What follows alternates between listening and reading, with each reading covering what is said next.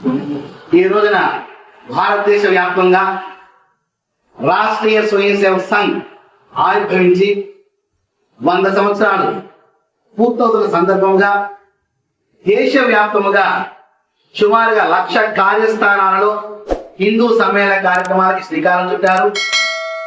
1925వ సంవత్సరంలో విజయదశమి రోజున నాగ్పూర్ లో 5 వ్యక్తులతో ప్రారంభించబడిన ఈ సంస్థ ప్రపంచ వ్యాప్తముగా అనేక ధార్మిక ధర్మ సేవా సంస్థను సేవలను ఏర్పాటు చేస్తూ ప్రజల యొక్క మన్ననలు పొందుతూ ఎప్పుడు ప్రకృతి వైపరీత్యాలు జరిగినా మొట్టమొదటిగా సేవల్లో ఉండేది స్వయం సేవకులే.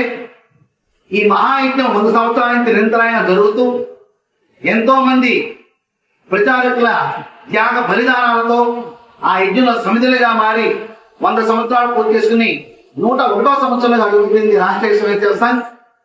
దీనిలో ఈ యొక్క విషయాన్ని తీసుకుని కొల్లూరు పట్టణంలో హిందూ సమ్మేళన కార్యక్రమాన్ని సాక్షి భావనారాయణ ఆలయ ప్రాంగణంలో ఏర్పాటు చేయడం,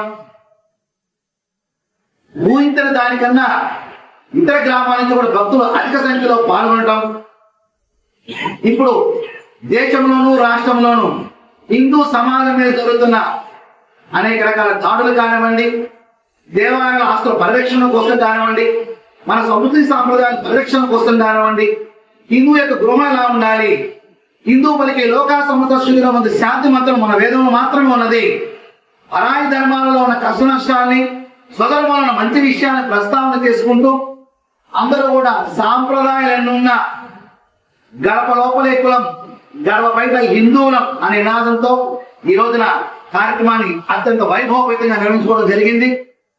ఇటువంటి కార్యక్రమం నిరంతరాయంగా మనం చేసుకుంటూ అందరూ సోదర భావనతో ముందుకు వెళ్ళాలని చెప్పేసి ఒక మంచి నిర్ణయాన్ని ఏర్పాటు చేయడం జరిగింది. ఇటువంటి కార్యక్రమాన్ని ఏర్పాటు చేసుకున్న ఇక్కడ ఉన్నటువంటి హిందూ సమ్మేళన కమిటీ మన సోదరులు ఎవరైతే ఉన్నారో వారి యొక్క కృషి ప్రశంసనీయము, సర్వదా అభినందనీయం. భారత్ మాతకి జై.